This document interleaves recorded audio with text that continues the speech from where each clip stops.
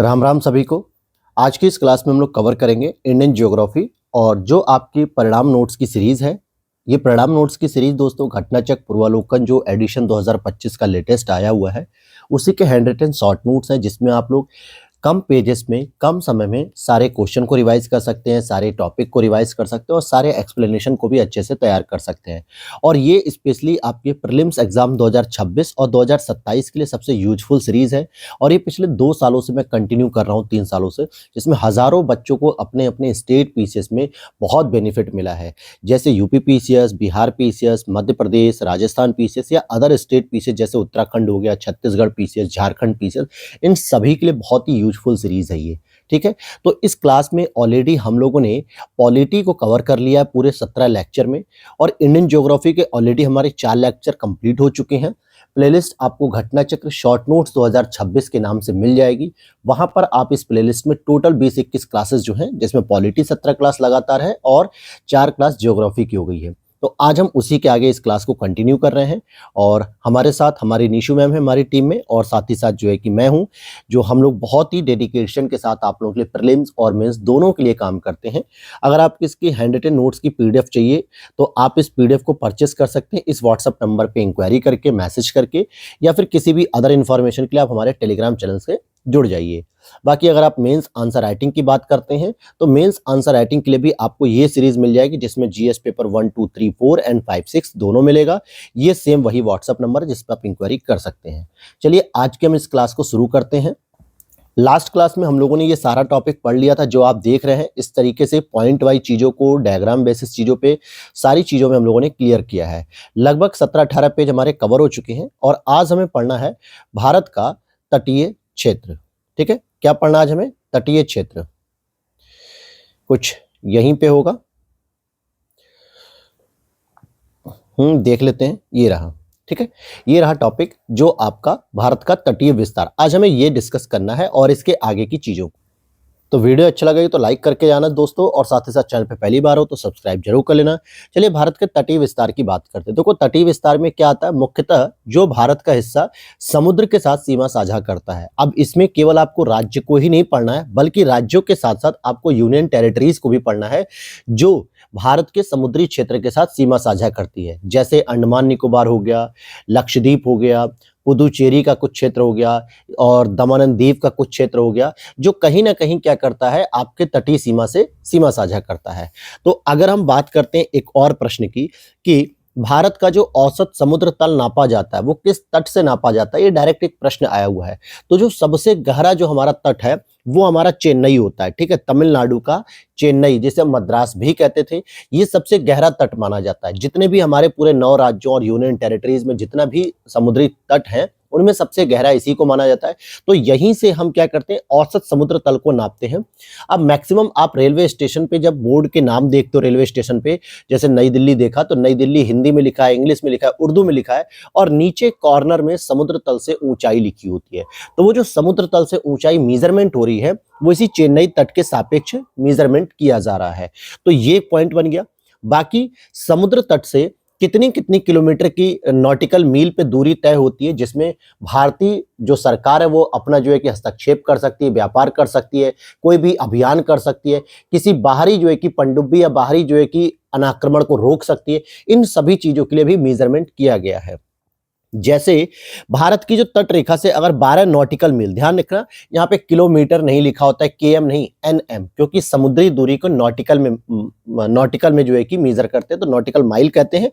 तो 12 नॉटिकल मील एक होता है पहली, फिर दूसरी होती है उससे और दूरी पे 24 नॉटिकल मील, और उसके बाद एक आती है 200 नॉटिकल मील। समझिएगा, जो प्रादेशिक जल यानी क्षेत्रीय सागर जिसे हम लोग कहते हैं वो होता है आपका 12 नॉटिकल मील, जिसमें पूरा का पूरा मछुआरों की गतिविधि होती है, जिसमें बोट, बंदरगाह वगैरह इन सभी का संचालन भारत सरकार के नेतृत्व में किया जाता है। तो ये दूरी आपकी प्रादेशिक जल की या क्षेत्रीय सागर की 12 नॉटिकल मील होती है, जिसको हम लोग रीजनल सी बोलते हैं। अब ये क्या होता है, तट बहुत कटे फटे होते हैं, कुछ ऐसे आगे पीछे होते हैं, कुछ ऐसे ऐसे, तो इनको क्या होता है, एक सामान्य रेखा खींची जाती है जिसको हम आधार रेखा बोलते हैं। क्या बोलते हैं इसको? हम बेस लाइन बोल देते हैं।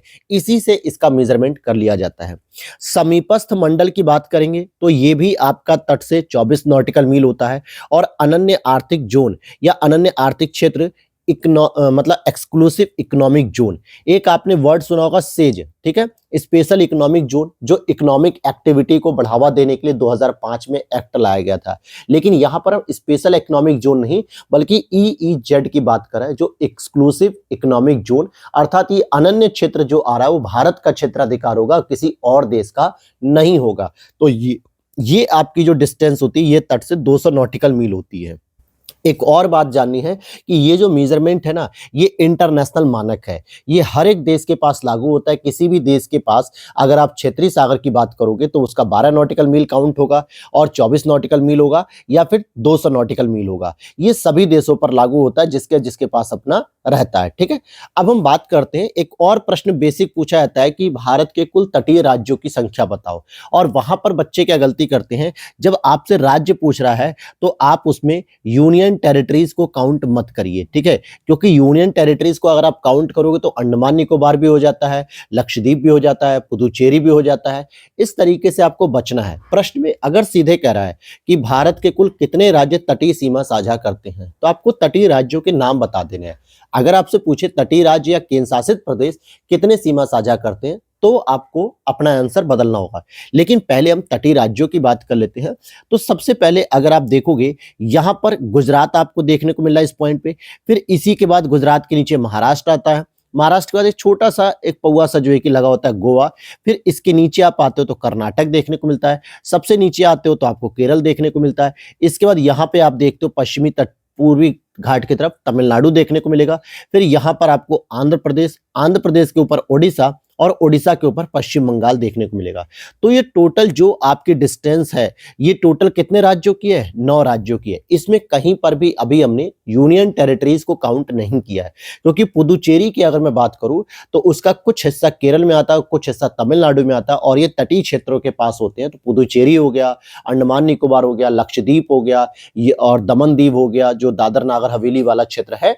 तो अभी हम केवल और केवल राज्यों की बात कर रहे हैं, कोई यूनियन टेरिटरीज की बात नहीं कर रहे हैं, राइट। यहां पर अच्छा एक प्रश्न यह भी आता है कि सर पश्चिम बंगाल से ओडिशा के तट को क्या बोला जाता है, या ओडिशा से आंध्र प्रदेश के तट को क्या बोला जाता है, आंध्र प्रदेश से तमिलनाडु के क्षेत्र के तट को क्या बोला जाता है, या फिर गुजरात से गोवा तक के गोवा तो नहीं बल्कि आपका दमन दीव तक के तट को क्या बोलते हैं, फिर वहां से महाराष्ट्र से लेके बंगलुरु तक क्या बोलते हैं। ये सारी चीजें मैंने जो ऊपर आप देखोगे तो वहां पर पढ़ा रखा है, मतलब पिछली क्लासों में मैंने पढ़ा दिया है कि तटों के नाम क्या क्या होते हैं। ये भी प्रश्न आता है बहुत सारे बच्चों को, आज तक ये कंफ्यूजन है कि कोरोमंडल तट किधर है या मालाबार तट किधर है, इधर मालाबार है कि इधर मालाबार है। ये जरा कमेंट करके आप लोग बताइए, ठीक है। ये बहुत सारे बच्चों को कंफ्यूजन होता है, और अगर आपको भी डाउट है तो गूगल पर ढूंढ के ही बताएं, लेकिन बताएं जरूर, ताकि आप हमेशा के लिए याद कर लोगे कि हाँ सर पश्चिमी तट को हम क्या कहते हैं और पूर्वी तट को हम क्या कहते हैं, ठीक है। आगे बढ़ते हैं। अब यहां पर देखोगे, अभी तक जो आप पढ़ते थे ना, अपनी तटीय रेखा की जो लंबाई पढ़ते थे वो आप पढ़ते थे 7516.6 किलोमीटर के आसपास, ठीक है, मतलब 7500 के आसपास आप लोग पढ़ते थे अपनी तटीय रेखा को। लेकिन भारत सरकार ने अभी नई तटीय रेखा को जो है कि बताया है, जो नए तरीके से पूरा मेजरमेंट किया है, क्योंकि जो 7516 किलोमीटर के आसपास जो डिस्टेंस चल रही थी, ये कई सालों से चल रही थी। उस समय हमारे पास नए नए तकनीक नहीं थी कि हम पूरी तरीके से मेजरमेंट कर ले। अब ऐसा तो है नहीं कि इंच टेप लेकर हम मेजर करेंगे, तो सैटेलाइट इमेज से और सैटेलाइट की मदद से जो है कि ऑथेंटिक डेटा निकाला गया नया, तो बताया गया कि हमारी जो नवीनतम कुल तटरेखा है वो 11,098.81 किलोमीटर है। और ये मैं ऐसे ही नहीं बता रहा हूँ, ये आप PIB पे सर्च करिए, जो ऑफिशियल वेबसाइट होती है भारत सरकार की। कोई भी जो चेंजेस आते हैं, कोई भी अपडेट आती है, वो PIB पे सबसे पहले पोस्ट की जाती है। तो 11,098.81 किलोमीटर ये जो आपकी डिस्टेंस है, और इसमें राज्य और यूनियन टेरिटरीज दोनों को काउंट किया गया है। अब अगर आपसे पूछा जाए कि किस राज्य या केंद्र शासित प्रदेश, राज्य अथवा केंद्र शासित प्रदेश की सबसे लंबी तटरेखा है, तो पहले भी आपकी अंडमान निकोबार की थी, क्योंकि राज्य और यूनियन टेरिटरीज दोनों को मिला के पूछा जा रहा है, तो फिर भी आपको बताना है अंडमान निकोबार, जो वर्तमान में इसकी अब कितनी हो गई है, लगभग 3083 किलोमीटर, जो कि पहले 2000 के आसपास थी। तो इसकी जो ऑथेंटिक तटरेखा हो गई वो हो गई 3083 किलोमीटर। दूसरे नंबर पे आपका गुजरात आता है, जो कि 2340 किलोमीटर, जो पहले 1600 के आसपास था। फिर तीसरे नंबर पे तमिलनाडु आता है। बहुत सारे बच्चे इसमें कंफ्यूज रहते हैं कि सर तमिलनाडु जो है कि पहले आएगा या आंध्र प्रदेश पहले आएगा। मतलब कहने का है कि तीसरे नंबर पे राज्यों में अगर हम बात करें तो मतलब टोटल लिस्ट में तो क्या आंध्र प्रदेश की तटरेखा बड़ी है तमिलनाडु की है। तो भैया पुरानी किताबों को छोड़ दो, पुरानी किताबों में कई जगह आंध्र प्रदेश को तमिलनाडु से ज़्यादा बड़ा लिखा गया है। लेकिन इस बार आप अगर पीआईबी पढ़ लेते हैं, पीआईबी रिपोर्ट अगर आप देखेंगे इसको डाल के गूगल पे, तो पीआईबी ऑफिशियल वेबसाइट पे जाओगे, उसमें खुद सरकार ने इंडिकेट किया है कि तमिलनाडु की तटरेखा आंध्र प्रदेश की तटरेखा से बड़ी है। कितनी है? 1068 किलोमीटर तमिलनाडु की तटरेखा है। फिर चौथे नंबर पे आपकी आंध्र प्रदेश की तटरेखा आती है 1053 किलोमीटर और महाराष्ट्र की आती है 878 किलोमीटर। तो इसलिए कोई भी डाउट हो तो पहले ऑफिशियल वेबसाइट चेक करो, यहां पे कमेंट करने से पहले। जो मैं बता रहा हूं वो सही बता रहा हूं, इसलिए चाहे तो आप विश्वास कर लीजिए या फिर खुद भी क्रॉस चेक कर सकते हैं। कैसे क्रॉस चेक करना ये मैंने आपको बता दिया, ठीक है। तो ये वाली बात समझ में आ गई। अब आपसे अगर प्रश्न पूछ लिया जाए कि सर राज्यों में सबसे बड़ी तटरेखा किसकी है, तो आप बताओगे गुजरात की तटरेखा सबसे बड़ी है, दूसरे नंबर पे तमिलनाडु की तटरेखा, तीसरे नंबर पे आंध्र प्रदेश की तटरेखा। अगर आपसे पूछा जाए कि राज्यों और यूनियन टेरिटरीज में सबसे बड़ी तटरेखा, तो आपको बता देना अंडमान निकोबार की तटरेखा सबसे बड़ी है। नवीनतम आंकड़ों के अनुसार भारत की अब मुख्य भूमि की कुल तटरेखा पूछी जा रही है, यानी यहाँ पे यूनियन टेरिटरीज को हटा दिया जाएगा, तो लगभग 7,870.51 किलोमीटर है। कितनी है? फिर से समझो कि केवल मुख्य भूमि की बात कर रहा है। मुख्य भूमि कौन सी हो जाएगी? ये हो जाएगी जो टोटल 9 राज्यों को कवर करती है, क्योंकि इसमें यूनियन टेरिटरीज को हटा दिया गया है। तब कुल तटरेखा आपकी 7,870.51 किलोमीटर के आसपास आती है। अच्छा, तटीय अपर्दन कैसे होता है? अपर्दन का मतलब होता है जो तटरेखा होती है या यूं कहें कि जो तटीय स्थल होते हैं, मृदा होती है, उसका क्षरण करना, इसी को तटीय अपर्दन कहते हैं। अब जैसे आप देखते हो बहुत सारी पिक्चरों में देखा होगा आपने कि तट का जो किनारे वाला हिस्सा होता है, जो मिट्टी होती है, जो सामान्यतः कमजोर होती है, चाहे बालू की कह दो चाहे चिकनी मिट्टी कह दो, वो लहरों से टकरा के क्या होता है, पानी में ही कट के गिर जाती है। इसी को कहा था तटीय अपर्दन। और ये किससे होता है तटीय अपर्दन? अगर हम बात करें तो जैसे समुद्री लहरों से हो सकता है, जैसे समुद्र की लहरें बहुत तेजी से आती हैं और टकराती हैं तटों के किनारे और तटीय क्षेत्र को अपर्दित करती हैं, या फिर ज्वार भाटा, जैसे प्रत्येक दिन 24 घंटे में 2 बार ज्वार भाटा आते हैं। फिर धाराएं होती हैं, जैसे समुद्री धाराएं कह दो। सुनामी आती है, तो सुनामी तो सोचो तट छोड़ो, तट के आसपास के जितने गांव होते हैं उनको उजाड़ देती है। या फिर मानवीय क्रियाकलाप, कई सारी ऐसी एक्टिविटीज भी होती हैं, जैसे कि मत्स्य पालन हो गया, मछली पालन करना, या फिर एनर्जी को प्रोड्यूस करना, वहां पे विंड एनर्जी लगाना, या फिर जो है कि ओटेक एनर्जी लगाना। तो इन सभी चीजों की वजह से भी आपके तटीय क्षेत्रों का क्या होता है? अपर्दन होता है। तो ये बहुत सारे ऐसे कारण होते हैं। लेकिन अगर आपसे पूछा जाए कि सबसे ज्यादा अपर्दन किसके माध्यम से होता है, तो आपको बताना समुद्री लहरें। अब आपके दिमाग में आएगा कि सर हमने तो सोचा कि सुनामी जो है कि बहुत ज्यादा प्रभावित करती है, मतलब सुनामी सबसे ज्यादा नुकसान करती है। तो भैया सुनामी नहीं करती है। सुनामी साल में 2 साल में एक आध बार आती है, लेकिन सोचो समुद्री लहरें बार बार आ रही हैं, रोज आ रही हैं और दिन भर वो टकरा रही हैं। जैसे लहरें होती है ना, जो पानी, जैसे मान लो ये आपका तटीय क्षेत्र हो गया, ठीक है, यहाँ पे मान लो ये तटीय क्षेत्र हो गया, ठीक है, और यहाँ पे बार बार लहर ऐसे बन के आ रही हैं, समुद्र की लहरें ऐसे ऐसे टकरा रही हैं। जो आप देखते हो ना बीच पे लोग घूमते फिरते हैं, तो यहाँ पे लहरें बार बार टकरा रही हैं। तो इन क्षेत्रों को क्या करेंगी? वो अपर्दित करते रहेंगी, बार बार धीरे धीरे अपर्दन करती रहेंगी और एक बहुत बड़ी मात्रा में अपर्दन कर देती है। तो अगर आपसे इन कारणों में भी पूछा जाए ना, तो आपको बताना समुद्री लहरें ही सबसे ज्यादा तटीय अपर्दन करती हैं। इसीलिए देखो यहाँ पर एक प्रश्न का भी पॉइंट मैंने लिखा है कि सर्वाधिक तटीय अपर्दन लहरों से होता है। तो ये मैंने आपको बता दिया एग्जाम्पल के तौर पे, ठीक है। अब पश्चिमी तटीय प्रमुख शहरों का उत्तर से दक्षिण क्रम, जैसे कई बार होता है ना, ये इंपॉर्टेंट थोड़े सिटीज हैं, जैसे कि हिस्टोरिकल प्लेसेस भी हैं, इसलिए पूछा जाता है उत्तर से दक्षिण। तो सबसे उत्तर में जंजीरा आता है महाराष्ट्र में। फिर सिंधुदुर्ग, सिंधुदुर्ग आपने सुना भी होगा, शिवाजी जी का किला भी है, ठीक है, महाराष्ट्र में। कन्नूर आपका केरल में, और नागरकोइल ये कन्याकुमारी तमिलनाडु के अंतर्गत आता है। तो नागरकोइल जो कि सबसे टिप पे, मतलब सबसे लास्ट में जो देखने को मिलता है, यहाँ पे होगा। कुछ और भी प्रमुख तटीय शहर है जिनको पूछा जाता है कि पश्चिमी तट पे है या पूर्वी तट पर है। जैसे अगर आप देखोगे कि पश्चिमी तट पर आपके जंजीरा महाराष्ट्र के अंतर्गत आएगा, उडुपी कर्नाटक के अंतर्गत आएगा। पूर्वी तट पे तूतीकोरिन आता है तमिलनाडु में, और ओरोविले तमिलनाडु में आता है। तो ये आपका, जैसे ओरोविले तो आपका पुदुचेरी के अंतर्गत आता है, ठीक है, जहां पे विश्वविद्यालय भी खोले हुए हैं, ठीक। तो ये आपको याद रख लेना है, कुछ ऐसे प्रश्न भी आए हुए थे। एक और प्रश्न आपको पढ़ना है, कच्छ का रण जो कहां पर देखने को मिलता है? गुजरात में देखने को मिलता है। समुद्र स्तर में पुनरावृत्ति गिरावट का सर्वोत्तम उदाहरण है, जिससे वर्तमान समय की सुविस्तृत कच्छ भूमि उत्पन्न हुई है। अर्थात समुद्र के जो कच्छ का रण, आज आपको जो दलदली क्षेत्र दिखता है, ये नदियों की वजह से नहीं बल्कि समुद्री पानी के चले जाने की वजह से। यानी पहले यहाँ पे ये कुछ क्षेत्र समुद्री रहा होगा हजारों साल पहले, लेकिन धीरे धीरे जो है कि समुद्र का स्तर में गिरावट देखने को मिली, तो इसकी वजह से जो है कि वर्तमान में कच्छ भूमि उत्पन्न हुई है। और कच्छ भूमि कुछ और नहीं, ये दलदली भूमि कहलाती है। और दलदली भूमि में ही आपकी एक कच्छ वनस्पति भी उत्पन्न होती है। इसी कच्छ वनस्पति को हम क्या कहते हैं बताइए जरा? सुंदर वन वृक्ष भी कह देते हैं, सुंदर वन डेल्टा के रूप में जो हम जानते हैं। तो वो तो पश्चिम बंगाल में, लेकिन वही वनस्पतियां यहाँ पे मिलती हैं जिसको हम लोग मैंग्रोव वनस्पति कहते हैं। ठीक है, मैंग्रोव वनस्पति कहते हैं। अब यहाँ पे कुछ सागर पुलीन देख लेते हैं। सागर पुलीन यानी कि एक तरीके से बीच होते हैं, जैसे दीघा बीच की बात करें, दीघा पुलीन पश्चिम बंगाल में मिलेगा, गोपालपुर ओडिशा में मिलेगा, कलांगुट गोवा में मिलेगा, मरीना तमिलनाडु में मिलेगा। ये कुछ फेमस है, इसलिए बार बार एग्जामिनर इसको पूछता है। कल्याण शिखर, जिसका इंग्लिश में नाम होता है सैडल पीक, सैडल मतलब कल्याण और शिखर मतलब पीक, तो कल्याण शिखर या सैडल पीक अवस्थित है उत्तरी अंडमान में। कहां पर स्थित है? उत्तरी अंडमान में।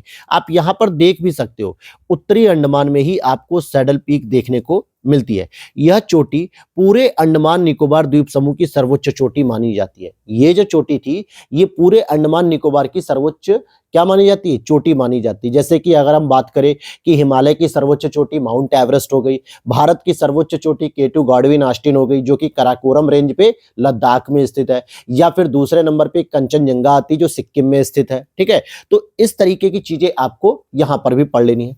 अब आता है नेक्स्ट चैप्टर आपका प्रमुख जल संधियां। ये हम लोग चैप्टर वाइज जो है कि ज्योग्राफी को कवर कर रहे हैं। ठीक है, जैसा आपके घटना चक्र में दिया हुआ है, लेकिन फायदा इससे ये है कि आप 70-80 पेजों में पूरी की पूरी इंडियन ज्योग्राफी कवर कर सकते हो। कहां आप 600 पेज में पढ़ोगे, 500 पेज में पढ़ोगे किताब में, वहां हम 70 पेज में आपको कवर करके दे रहे हैं, जिससे आप सारे टॉपिक को पढ़ सकते हो। एक भी टॉपिक आपका मिसिंग नहीं है। ठीक, हाँ, मिसिंग उनको किया गया जो बहुत ही इररिलेवेंट हो गया, यानी कि जो वर्तमान कॉन्टेक्स्ट में अब उसको जो है कि पूछने की कोई संभावना नहीं लगती है। ठीक है, जैसे अब कुछ जल संधियां पूछी जाती है। 8 डिग्री चैनल, अब ये चैनल क्या है पहले तो आपको ये मैं बताता हूं। देखो, अगर मैं यहीं पर बताने का प्रयास करूं, यहां पर आप देखोगे कि एक 0 डिग्री जा रही है। ठीक है, इस तरीके से एक और लाइन जाएगी अक्षांशीय विस्तार जो 1 डिग्री जाएगी। ऐसे करते करते आपकी आती है 8 डिग्री चैनल, फिर 9 डिग्री चैनल आती है, फिर 10 डिग्री चैनल आता है, इस तरीके से। हालांकि 8 डिग्री चैनल यहां नहीं आएगा, जहां पे मैंने बनाया है यहां नहीं आएगा। यहां पे मान लो 2 डिग्री चैनल आ रहा है। मुख्य भूमि के पास ही 8 डिग्री चैनल देखने को मिलता है। कहां पे मिलता है? मुख्य भूमि के पास आपको 8 डिग्री चैनल, फिर ऊपर आओगे 9 डिग्री चैनल, फिर ऊपर आओगे 10 डिग्री चैनल। इस तरीके से पूछा जा रहा है कि ये जो चैनल्स हैं, ये आपको जल संधियां किस तरीके से डिवाइड करती, कहां कहां पे, तो यही पूछा जा रहा है। जैसे 8 डिग्री चैनल मिनिकॉय जो कि भारत का हिस्सा है, लक्षद्वीप का हिस्सा है एवं मालदीव के मध्य स्थित है। कहां पर देखने को मिलेगा? आप इसको कुछ इस तरीके से यहां पर देख सकते हो। यहां पर लक्षद्वीप आपको देखने को मिल रहा है, तो लक्षद्वीप का जो सबसे दक्षिणी हिस्सा है ना, ये वाला, ये मिनिकॉय हो गया, और इसके नीचे भी आपको मालदीव देखने को मिल जाएगा। क्या देखने को मिलेगा? मालदीव। और इसी के बीच में आपको 8 डिग्री चैनल देखने को मिलेगा। तो 8 डिग्री चैनल क्या करता है? भारत की मुख्य भूमि से भी जुड़ता है, साथ ही साथ ये भारत को मालदीव से अलग करता है। ऐसे भी प्रश्न बन सकता है। आप रटते आ रहे हो सर मिनिकॉय मिनिकॉय मिनिकॉय, मिनिकॉय की जगह आपसे पूछ लेगा लक्षद्वीप को कौन, लक्षद्वीप और मालदीव को कौन अलग करता है? 8 डिग्री चैनल अलग करता है। या फिर भारत और मालदीव को कौन अलग करता है? 8 डिग्री चैनल अलग करता है। तो प्रश्न को घुमाने का तरीका आपको पता रहना चाहिए। ठीक है, प्लस 9 डिग्री चैनल की बात करेंगे तो मिनिकॉय और लक्षद्वीप के अन्य द्वीपों के मध्य स्थित है। अब इसका क्या अर्थ हुआ सर? तो इसका भी अर्थ ये, जैसे मान लो ये लक्षद्वीप कई सारे समूहों का हिस्सा है, वहीं पे ये मिनिकॉय हो गया है, तो भारत का हिस्सा ये भी, लेकिन इनके बीच में एक 9 डिग्री चैनल जाता है जो लक्षद्वीप के बाकी समूह को मिनिकॉय से अलग करता है। लेकिन मिनिकॉय भी लक्षद्वीप का ही एक पार्ट है, इसको अलग मत मान लेना। ठीक है, आगे बात करते हैं। ठीक इसी तरीके से जो 10 डिग्री का चैनल है, ये लघु अंडमान और कार निकोबार के मध्य स्थित है। कहां पर स्थित है? जब आप यहां पर देखोगे कि ये जो लघु अंडमान है और ये जो कार निकोबार है, इसके मध्य ही आपको देखने को मिलता है 10 डिग्री चैनल। ठीक, क्योंकि ये पूरे अंडमान को अलग करता है, पूरे निकोबार से अलग कर देता है। तो कार निकोबार और लघु अंडमान के मध्य स्थित है। डंकन पैसेज आपको लघु अंडमान और दक्षिणी अंडमान के मध्य देखने को मिलता है, यानी साउथ अंडमान और लघु अंडमान के मध्य आपको देखने को मिल गया क्या, डंकन पैसेज। लघु अंडमान और कार निकोबार के मध्य देखने को क्या मिला, 10 डिग्री चैनल देखने को मिला। तो इस तरीके की चीजों को भी प्रश्न के तौर पे पूछा जाता है। आगे चलते हैं, कोको चैनल की बात कर लेते हैं। तो कोको चैनल आपके कोको द्वीप जो कि म्यांमार का हिस्सा है और उत्तरी अंडमान, यानी यहाँ पे उत्तरी अंडमान देखने को मिल रहा है ये वाला, और इसी के पास ऊपर आपको जो है कि म्यांमार का हिस्सा देखने को मिलेगा, यहाँ पे कोको द्वीप देखने को मिलेगा। कैसे, कोको द्वीप, ठीक है। तो यहाँ पर आपको क्या देखने को मिल जाएगा, कोको चैनल, जो उत्तरी अंडमान और कोको द्वीप को अलग करता है, अर्थात म्यांमार और भारत को अलग करता है। तो प्रश्न ऐसे भी बन सकता है। पाक स्ट्रेट और मन्नार की खाड़ी ये तमिलनाडु और श्रीलंका के मध्य स्थित होते हैं। जैसे अगर आप यहाँ पर देखोगे, मैं यहाँ पर क्रिएट करता हूँ, जैसे ये भारत हो गया और यहाँ पे आपका श्रीलंका लटक रहा है, तो इसके मध्य आपको देखने को मिलेगा पाक स्ट्रेट और मन्नार की खाड़ी। तो ये इस तरीके से आपने पढ़ा। अब चलते हैं जरा हम थोड़ा सा अंडमान निकोबार के बारे में थोड़ी सी जानकारी आपको देते हैं कुछ। जैसे उत्तरी अंडमान जो आपका है उस पे ही सबसे ऊंची सैडल पीक देखने को मिलती है, जो पूरे अंडमान निकोबार की सबसे ऊंची चोटी होती है। इसको कल्याण शिखर के नाम से भी पूछा जा सकता है।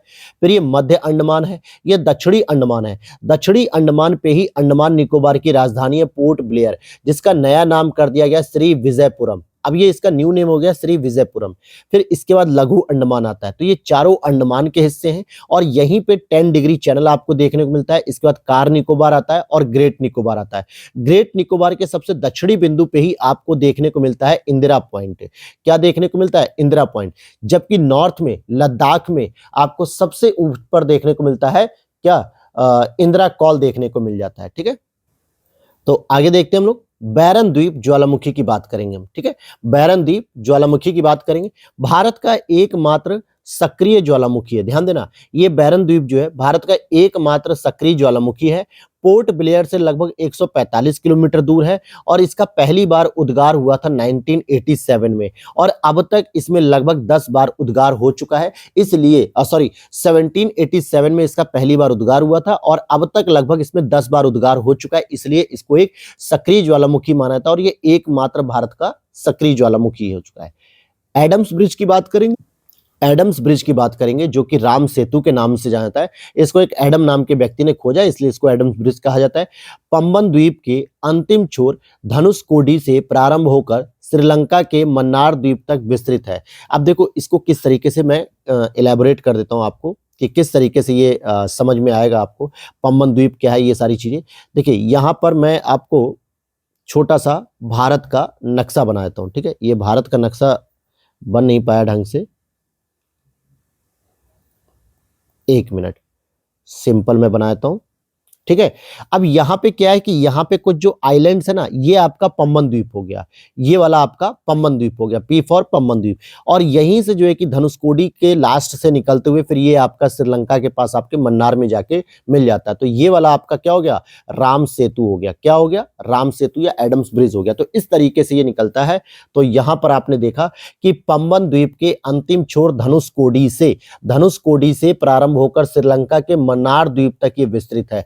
तो समझने वाली बात है कि भारत का जो सबसे आखिरी द्वीप दिखा रहा है वो पंबन द्वीप दिखा रहा है और उस पंबन द्वीप पे भी सबसे लास्ट वाला जो पॉइंट है वो है धनुषकोडी, वहां से शुरू होता है और श्रीलंका का जो मन्नार द्वीप स्टार्टिंग पॉइंट है वहां पर जाकर ये मिल जाता है। ठीक है, और साथ ही साथ ग्रेट निकोबार से निकटतम जो द्वीप मिलेगा वो सुमात्रा मिलेगा, इंडोनेशिया, क्योंकि ग्रेट निकोबार यहाँ पे है और यहाँ से ही कुछ इंडोनेशिया का विस्तार शुरू हो जाता है इस तरीके से। तो यहाँ पर आपको सुमात्रा द्वीप देखने को मिलता है। लेकिन अगर म्यांमार की बात करें तो यहाँ पर सबसे पहले कोको द्वीप मिलता है जो उत्तरी अंडमान के पास होता है। तो इस तरीके से भी चीजें आएंगी। तो ग्रेट निकोबार से निकटतम द्वीप कौन सा मिलेगा, सुमात्रा, इंडोनेशिया का मिलेगा। लक्का द्वीप किसे कहते हैं, लक्का द्वीप कुछ और नहीं बल्कि लक्षद्वीप को ही कहते हैं। लक्काद्वीप लक्षद्वीप समूहों को ही कहते हैं, जिसमें अगाती, कवरत्ती, कल्पेनी ये सभी इसके समूह है, यानी ये सभी इसके आइलैंड है, जिसमें कवरत्ती इसकी राजधानी है।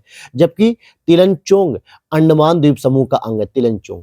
लक्षद्वीप द्वीप समूह की बात करें तो ये छोटे मूंगा द्वीपों से बना हुआ है, छोटे मूंगा द्वीपों से बना है।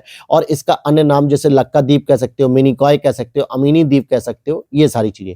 भारत में प्रवाल भित्तियों की बात करें तो कुछ ऐसे महत्वपूर्ण क्षेत्र हैं जहां पर भारत में प्रवाल भित्तियां सबसे अधिक पाई जाती हैं। जैसे अंडमान निकोबार का विस्तार कैसे हुआ, प्रवाल भित्ति से। मन्नार की खाड़ी में, लक्षद्वीप में, कच्छ की खाड़ी। वैसे तो ये 4 मेजर प्लेसेस हैं जहां पे प्रवाल भित्तियां यानी कि कोरल का मतलब की उत्पत्ति होती है, या यूं कहें कि कोरल की यहाँ पे संरचना देखने को मिलती है। 4 मेजर ऐसे पॉइंट हैं, अंडमान निकोबार, मन्नार की खाड़ी, लक्षद्वीप, कच्छ की खाड़ी। लेकिन एक और स्थान है मालवन, जो कि महाराष्ट्र के अंतर्गत ही आता है, और यहां पर भी आपको क्या देखने को मिलेगा, प्रवाल भित्तियां देखने को मिलेंगी। कुछ और भी द्वीप है जो छोटे छोटे आइलैंड्स होते हैं, जो कहां पर स्थित है, जैसे बेअंत सयोधर, ये आपको कच्छ की खाड़ी यानी गुजरात में देखने को मिलेगा। पिरम की बात करें तो ये खंभात की खाड़ी में देखने को मिलेगा। द्वारका की बात करें तो ये अरब सागर के तट पर देखने को मिलेगा। और द्वीप की बात करें तो काठियावाड़ तट पर देखने को मिलेगा। ये चारों के चारों गुजरात के अंतर्गत देखने को मिल जाएंगे। भारत का सर्वाधिक जनसंख्या वाला जो द्वीप है वो सॉल्सेट द्वीप है, क्योंकि इसी पर बसी हुई है आपकी मुंबई, जो पूरे मुख्य भारत से थोड़ी सी अलग हटके बनती है सॉल्सेट द्वीप पर, और मुंबई का निवास इसी पर है, और यही सर्वाधिक जनसंख्या वाला द्वीप है। डीवी द्वीप या दीवी सीमा द्वीप आंध्र प्रदेश के कृष्णा जिले में स्थित डेल्टाई क्षेत्र है। कौन सा, डीवी द्वीप कह सकते हो या दीवी सीमा द्वीप कह सकते हो, जो कि आंध्र प्रदेश के अंतर्गत आता है। कृष्णा जिले में डेल्टाई क्षेत्र है, जो कृष्णा नदी की सरिताओं यानी कि उसकी जो नदियां हैं, उसके जो सहायक है, उनके मध्य स्थित है। कोरी क्रीक की बात करें, जो कि एक निवेशिका के तौर पे मानी जाती है, कच्छ के रन में अवस्थित है। ये एक दलदली भूमि है। ये जो कोरी क्रीक है, इसका अगर हम विस्तार देखने की बात करें तो आपने कुछ इस तरीके से भारत का नक्शा देखा होगा। तो यहां पर देखोगे, अगर इस पॉइंट पे देखोगे तो कोरी क्रीक आपको यहीं पर देखने को मिलेगी, क्योंकि इधर वाला हिस्सा क्या हो जाता है, इधर वाला हिस्सा आपका पाकिस्तान हो जाता है। तो पाकिस्तान और भारत के मध्य हमेशा ये कोरी क्रीक यानी कि जो निवेशिका है, ये समुद्री जो स्थल है, इसको लेकर डिस्प्यूट बना रहता है, क्योंकि इसके बाद आपका ये राजस्थान शुरू हो जाता है इधर उत्तर भारत का। तो यहां पर ये कोरी क्रीक आपका जो पॉइंट बनता है, यही आपके डिस्प्यूटेड हो जाता है, और मुख्य रूप से दलदली क्षेत्र होता है जो कच्छ के रन में पाया जाता है। अब हम अगले चैप्टर पे चलते हैं, जिसका नाम है राज्य और यूनियन टेरिटरीज। हालांकि यहां पर कोई नई चीज नहीं पढ़ेंगे, आप जानते ही 28 राज्य और 8 यूनियन टेरिटरीज को, लेकिन कुछ उनसे संबंधित कुछ महत्वपूर्ण चीजें होंगी, बस उनको ही हम लोग पढ़ लेंगे। तो यहां पर देखेंगे हम राज्यों के बारे में। उत्तर पूर्वी भारत का स्कॉटलैंड किस राज्य को कहा जाता है, तो भैया मेघालय को कहा जाता है उत्तर पूर्वी भारत का स्कॉटलैंड। पाट अंचल, ये जो झारखंड पीसेस का प्रश्न है, पाट अंचल ये झारखंड में स्थित है। भारत का कोहिनूर किसे कहते हैं, आंध्र प्रदेश को। क्यों, क्योंकि यहीं की कोलूर की खान से ही प्राप्ति हुई थी, इसलिए इसे कहा जाता है। मणिपुर में मुख्यतः 92% जो भूमि है वो आपकी पर्वतीय भूमि है, और जो 8% भूमि है वो आपकी नदी घाटी भूमि है। तो पूछा जाता है कि कौन से राज्य में सबसे अधिक पर्वतीय भूमि तो है, लेकिन पर्वतीय भूमि है। तो 92% आपकी पर्वतीय भूमि मणिपुर में देखने को मिलती है, और 8% आपकी नदी घाटियां यहां पर देखने को मिलती हैं। इसी मणिपुर की लोकटक झील में तैरने वाले द्वीप को फुमडी कहा जाता है। क्या कहा जाता है, फुमडी। और इसी लोकटक झील में आपको बताना है, एक आपका अभ्यारण्य है, या यूं कहें कि नेशनल पार्क है, जो तैरते हुए नेशनल पार्क के रूप में जाना जाता है। कमेंट करके बताइएगा, लोकटक झील में ही वो पाया जाता है। एनसीआर में शामिल जिले कौन से हैं, तो ये भी प्रश्न बनता है कि मतलब कि नेशनल कैपिटल रीजन, जिसकी दिल्ली राजधानी होती है, तो एनसीआर में जो है 3 राज्यों से शामिल आते हैं जिले। कौन कौन से, राजस्थान से केवल 2 जिले आते हैं, अलवर और भरतपुर। उत्तर प्रदेश से कौन कौन से जिले आते हैं, ये आपको प्रश्न पूछने की संभावना रहती है यूपी स्पेशल के नाम से। मेरठ, गाजियाबाद, हापुड़, गौतम बुद्ध नगर, बुलंदशहर, मुजफ्फरनगर, शामली, बागपत। टोटल 8 जिले होते हैं जो कहां से शामिल होते हैं, उत्तर प्रदेश से शामिल होते हैं। अब इसी में ऑप्शन दे देगा, क्या अलीगढ़ शामिल है, नहीं, अभी अलीगढ़ शामिल नहीं है, इसको शामिल करने की प्रक्रिया चल रही है। क्या सहारनपुर शामिल है, नहीं, अभी ये भी शामिल नहीं है। तो ऐसे पॉइंट आपसे पूछे जाते हैं।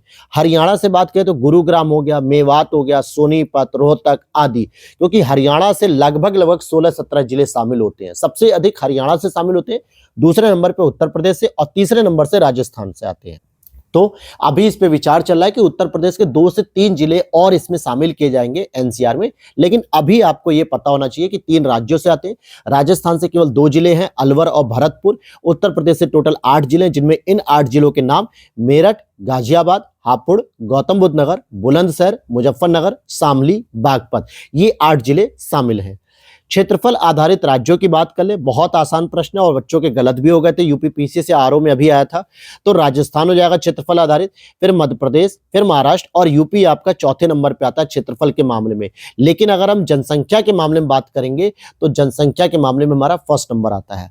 यूपी के सीमावर्ती राज्यों की बात कर लेते हैं। यूपी के सीमावर्ती राज्य कितने हैं? देखो 8 राज्य हैं और एक यूनियन टेरिटरीज दिल्ली होती है, तो इसलिए हम इसको 9 राज्यों के नाम से भी जानते हैं। और एक देश आता है आपका नेपाल। सबसे ऊपर आपको हिमाचल प्रदेश मिलेगा, फिर हरियाणा है, फिर नीचे राजस्थान, फिर एमपी, छत्तीसगढ़, झारखंड, बिहार, उत्तराखंड और एक यूनियन टेरिटरीज दिल्ली और एक देश आपको नेपाल देखने को मिलेगा। तो उत्तर प्रदेश की जो सीमा होती है वो 8 राज्यों से, एक यूनियन टेरिटरी से और एक देश से सीमा साझा होती है। कुछ प्रमुख राजधानियां हैं, मुख्य रूप से नॉर्थ ईस्ट के राज्यों की, क्योंकि यहाँ के राज्यों को बहुत लाइटली आप लोग लेते हो, लेकिन जब यहाँ से प्रश्न आता है कि यहाँ के मुख्यमंत्री कौन है, यहाँ के विधानसभा के अध्यक्ष कौन है या फिर यहाँ की राजधानी कौन सी है, तो मैक्सिमम बच्चे गलत कर देते हैं। क्योंकि आप लोग क्या करते हो, उत्तर प्रदेश में रहते हो या उत्तर भारत में रहते हो, तो आप उत्तर भारत की कुछ चीजों को तो याद कर लेते हो, इवन कि साउथ की भी, लेकिन नॉर्थ ईस्ट को ऐसा आप अलग कर देते हो कि आप पढ़ना ही नहीं चाहते हो और आपको लगता है एग्जामिनर भी नहीं चाहेगा, लेकिन वहां से प्रश्न जब आता है तो आपका डेफिनेटली गलत होता है। जैसे त्रिपुरा की राजधानी अगरतला है, नागालैंड की राजधानी कोहिमा, मणिपुर की राजधानी इम्फाल, अरुणाचल की राजधानी ईटानगर, असम की राजधानी दिसपुर, मेघालय की राजधानी शिलोंग, मिजोरम की राजधानी आइजोल, सिक्किम की राजधानी गंगटोक है। तो ये आपके कुछ राज्य हैं जिनकी राजधानियां आपको पता रहनी चाहिए। तो त्रिपुरा की कौन सी हो गई? अगरतला, नागालैंड की कोहिमा, मणिपुर की इम्फाल, अरुणाचल प्रदेश की ईटानगर, असम की दिसपुर, मेघालय की शिलोंग, मिजोरम की आइजोल और सिक्किम की गंगटोक। आगे बढ़ते हैं यहाँ पर। अब यहाँ पर देखो क्षेत्रफल की दृष्टि से भी कई बार पूछा जाता है। देखो क्षेत्रफल की दृष्टि से अगर आपके राज्य पूछा जाए तो राजस्थान तो पहले नंबर पे है ही है, ठीक है। यूपी आपका जनसंख्या से है, लेकिन अगर यूनियन टेरिटरीज पूछ ले तो क्या कहोगे? तो आपको लद्दाख बताना है, ठीक है। हालांकि पहले लद्दाख नहीं हुआ करता था, क्योंकि लद्दाख तो पहले राज्य में आता था, जम्मू कश्मीर राज्य के अंतर्गत आता था, तो आप लोगों ने किसी और यूनियन टेरिटरीज को पढ़ा होगा, लेकिन अभी आपको लद्दाख को पढ़ना है जो सबसे बड़ा क्षेत्रफल कवर करता है। अगर आपके पुदुचेरी का क्षेत्र विभाजन किया जाए तो तमिलनाडु में इसका कराईकल और पुदुचेरी ये 2 पार्ट आते हैं। आंध्र प्रदेश में यनम आता है और केरल में माहे आता है। तो पुदुचेरी एक ऐसा यूनियन टेरिटरीज है जिसका विस्तार मुख्य रूप से 3 राज्यों के समीप है या 3 राज्यों में देखने को मिलता है। कौन कौन से राज्य हैं? तमिलनाडु, कराईकल और पुदुचेरी आएगा, आंध्र प्रदेश यनम आएगा, केरल माहे आएगा। सिलिकॉन स्टेट किसे कहा जाता? तो इस कर्नाटक को कहता है, क्योंकि यहीं पर बंगलुरु जैसी जो एक शहर पाए जाते हैं, बंगलुरु जैसा शहर है। आगे बात करते हैं औरंगाबाद। औरंगाबाद का अब नया नाम बदल दिया गया छत्रपति संभाजी नगर। छत्रपति संभाजी नगर कौन है बताइएगा जरा, छत्रपति संभाजी कौन है? कमेंट करके बताइएगा। शिवाजी के वंश के संबंधित हैं और ये महाराष्ट्र के अंतर्गत ये जिला पाया था औरंगाबाद। पालनपुर की बात करें तो ये गुजरात में आता है, गुंटूर आंध्र प्रदेश में आता है, हुबली कर्नाटक में आता है। मध्य प्रदेश की सीमा कितने राज्यों से लगी हुई है? तो देखिए पश्चिम में ये गुजरात से लगी हुई है, उत्तर पश्चिम में राजस्थान से लगी हुई है, पूरब में उत्तर प्रदेश से, दक्षिण पूरब में छत्तीसगढ़ और दक्षिण पश्चिम में महाराष्ट्र से। तो ये 5 राज्य ऐसे हैं जिनसे मध्य प्रदेश की सीमा साझा होती है।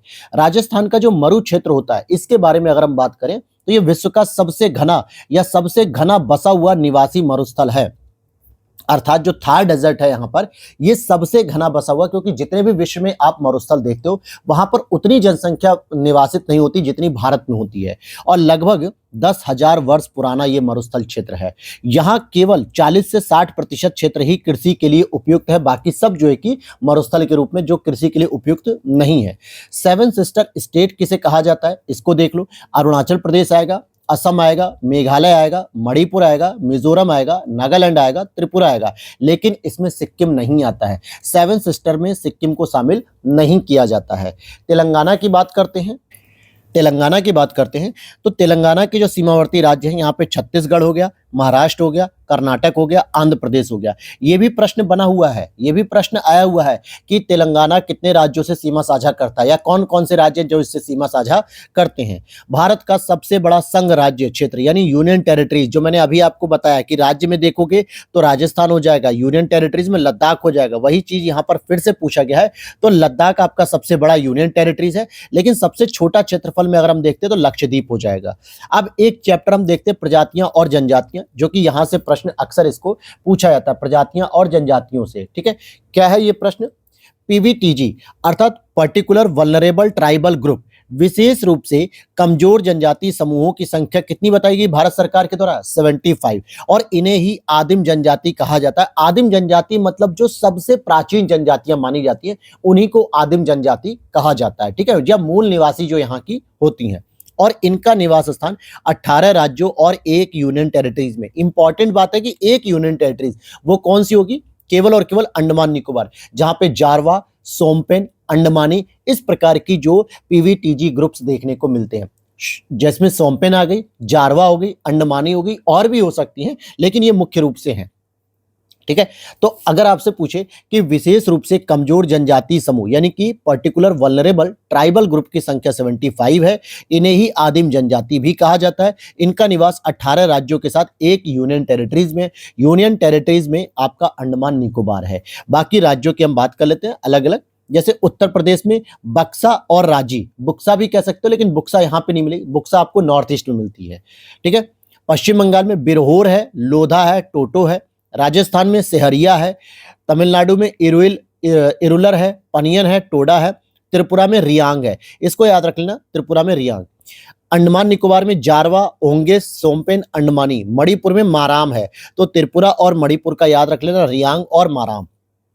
अब कुछ और जनजातियां हम पढ़ते हैं जो अलग अलग करके, जैसे जारवा और ओंजे कहाँ पाई जाती हैं? अंडमान द्वीप में पाई जाती है।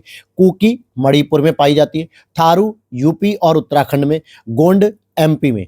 ध्यान देने वाली बात है कि भील भारत की सबसे बड़ी जनजाति हो चुकी है और गोंड सेकंड नंबर पे है। हालांकि 2011 की जनगणना से पहले अगर आप देखोगे 2001 की जनगणना में तो गोंड सबसे बड़ी जनजाति थी, लेकिन 2011 की जब जनगणना काउंटिंग की गई तो भील जनजाति सबसे बड़ी जनजाति मानी गई और दूसरे नंबर पे गोंड। अब 2026 की जो जनगणना आने वाली है उसमें देखते हैं कि कौन सी जो जनजाति वो सबसे बड़ी मानी जाएगी। उत्तर पूर्वी प्रजाति मुख्यतः मंगोलाइड प्रजाति की मानी जाती है, यानी कि मंगोल से संबंधित थोड़ी सी मानी जाती है। जो नॉर्थ ईस्ट की प्रजाति है जिसकी आंखें थोड़ी छोटी होती हैं, माथा चपटा होता है, मुंह पे जो है कि फेस पे दाढ़ी वगैरह नहीं होती ज्यादातर पुरुषों के, ये वाली प्रजाति को कहा जाता है।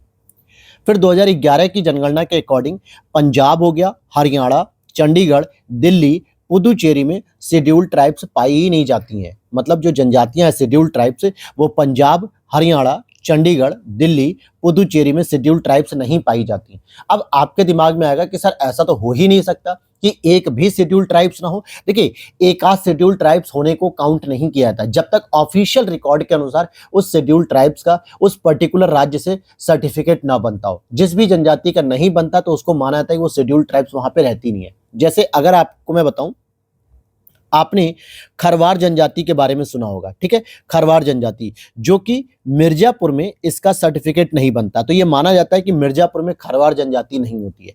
इसका सर्टिफिकेट, कास्ट सर्टिफिकेट आपको कहाँ देखने को मिलेगा? चंदौली में बन जाएगा और सोनभद्र में बन जाएगा। ठीक है, सोनभद्र में बन जाएगा, इवन कि बनारस में भी बन जाएगा, लेकिन मिर्जापुर में नहीं बनता है। इसका मतलब है खरवार जनजाति ऑफिशियली रिकॉर्ड के अनुसार मिर्जापुर में नहीं मानी जाती है। ठीक, अब यहाँ पे थारू जनजाति की बात करते हैं जो यूपी में, उत्तराखंड में, बिहार में भी देखने को मिलती है, जो नेपाल के तराई क्षेत्रों में होती है। भूटिया जनजाति आपके सिक्किम में और वेस्ट बंगाल दोनों में पाई जाती है, वेस्ट बंगाल भी और सिक्किम में भी। मुंडा जनजाति वेस्ट बंगाल हो गया, झारखंड हो गया, मध्य प्रदेश, त्रिपुरा, ओडिशा, छत्तीसगढ़ और बिहार में होती है। कोल जनजाति आपको बिहार में, झारखंड में, ओडिशा में, एमपी में और महाराष्ट्र में भी पाई जाती है। दीपावली को शोक का त्योहार कौन सी जनजाति मनाती है? तो थारू जनजाति करती है। लिंबू जनजाति सिक्किम और नेपाल में है। कार्बी यानी मिकिर असम में है। डोंगरिया कोंद ओडिशा में होती है। बोंडा ओडिशा में होती है। धौलाधर श्रेणी की प्रमुख जनजातियां, देखो धौलाधर श्रेणी जो है ये मुख्य रूप से नेपाल में इसको बोला जाता है, मध्य हिमालय को धौलाधर श्रेणी। यहाँ पर गद्दी, लद्दाखी, गुज्जर, बकरवाल, लाहौली, बारी, ये सभी जो है कि हैं तो भारत की जनजाति, लेकिन धौलाधर श्रेणी में मुख्य रूप से पाई जाती है। ऋतु प्रवास करने वाली जो जनजातियां होती है उसे भूटिया जनजाति कहते हैं, जो सिक्किम में है और सामान्यतः बंगाल, पश्चिम बंगाल में भी पाई जाती हैं। बोडो जनजाति गारो पहाड़ी पर निवास करती है। गद्दी जनजाति हिमाचल प्रदेश के निवासी हैं। ठीक है, टोडा जनजाति की मैं बात नहीं कर रहा, बोडो की बात कर रहा। टोडा नीलगिरी में पाई जाती है। चेंचू जनजाति मुख्यतः आंध्र प्रदेश के नल्ला मलाई क्षेत्र में पाई जाती है और साथ ही साथ केरल में भी पाई जाती है। मुख्य रूप से तो इसका निवास स्थान नल्ला मलाई क्षेत्र है, लेकिन कुछ मात्रा में ये केरल में भी पाई जाती है। संथाल जनजाति की बात करते हैं तो इनके विवाह पद्धति को बपला या बुपला भी कहा जाता है, जिसमें वधु पक्ष को प्राप्त जो वधु मूल्य होता है उसे पोन कहा जाता है। जैसे मुस्लिम में इसमें क्या कहता है, इसे मेहर कहा जाता है। जैसे जो पति पक्ष होता है या वर पक्ष होता है वो क्या करता है, वधु पक्ष को मेहर की रकम देता है। ठीक है, जिसको मौलवी साहब पूरा जो है कि रिकॉर्ड के तौर पर रखते हैं। तो उसी तरीके से जो वधु पक्ष को प्राप्त होता है वधु मूल्य, उसे पोन कहा जाता है। संथाल गांव का प्रधान मांझी कहलाता है। बिटहाला सामाजिक बहिष्कार की एक सजा होती है, यानी कि सामाजिक बहिष्कार की एक पद्धति होती है। जब किसी व्यक्ति को समाज से बाहर कर दिया जाता है तो कहता है कि इसको बिटहाला की सजा मिलेगी। टोडा जनजाति में बहुपति विवाह की परंपरा देखी जाती है, जो कि नीलगिरी में मिलती टोडा पहाड़ी पर टोडा जनजाति। इसमें क्या होती है, एक औरत के कई सारे पति हो सकते हैं, बहुपति प्रथा। सरहुल त्योहार, जिसे हम लोग कहते हैं वृक्षों की पूजा करना, सरहुल त्योहार, ये मुख्य रूप से उरांव जनजाति, मुंडा जनजाति, हो जनजातियों के द्वारा मनाया जाता है। और यह त्योहार मुख्य रूप से झारखंड में मनाया जाता है बहुत ही धूमधाम से, जिसमें प्रकृति की पूजा होती है, पेड़ पौधों की पूजा होती है, उनका संरक्षण होता है, इस जनजाति के द्वारा मनाया जाता है। कुछ जातियां हैं जैसे नागालैंड, इनकी ये 3 जनजातियां अक्सर पूछी जाती हैं आपके यूपी पीसीएस में, प्रीवियस ईयर पेपर में देखना। अंगामी जनजाति, रेंगमा जनजाति, कोन्याक जनजाति, ये तीनों ही नागालैंड से संबंधित हैं। इसके बाद अरुणाचल प्रदेश में आपातानी है, उत्तर प्रदेश में भोटिया है। देखो भूटिया नहीं कह रहा हूँ, भूटिया आपके सिक्किम और पश्चिम बंगाल में, लेकिन ये उत्तर प्रदेश उत्तराखंड में भोटिया मिलती है। मध्य प्रदेश में गोंड है, उत्तराखंड में आपको थारू, जौनसारी, बोक्सा, भोटिया मिलती है। ठीक है, भोटिया और भोटिया। भील जनजाति की बात करेंगे, जो कि भारत की सबसे बड़ी जनजाति मानी जाती है। ये आपकी गुजरात में, मध्य प्रदेश में, छत्तीसगढ़ में, महाराष्ट्र में, आंध्र प्रदेश में, तेलंगाना में, कर्नाटक में, त्रिपुरा में और राजस्थान में अवस्थित है।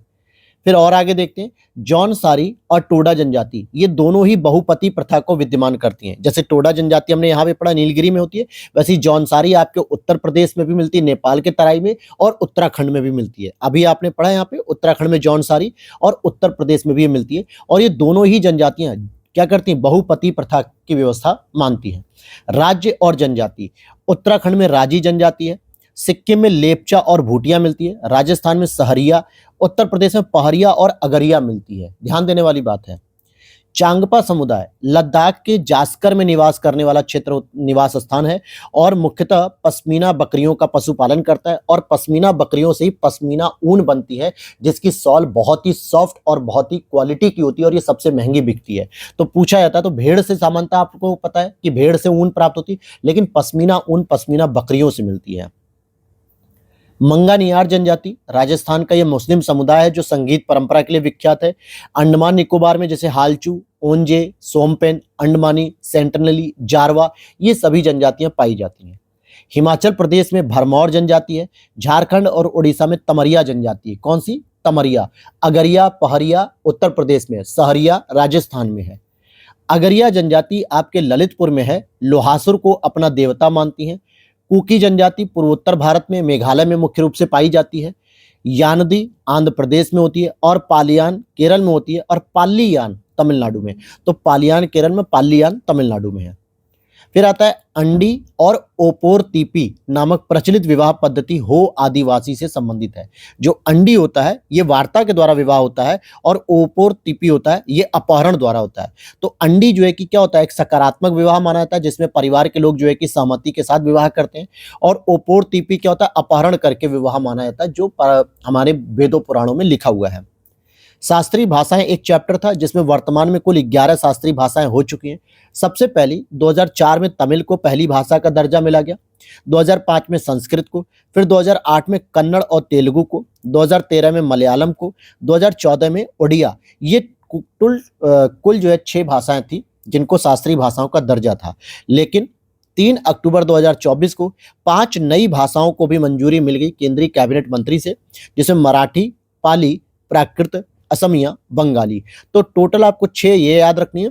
अब मराठी, पाली, प्राकृत, असमिया और बंगाली 5 इसे याद रखना है। तो टोटल 11 भाषाएं आपकी शास्त्रीय भाषाएं हो गई हैं।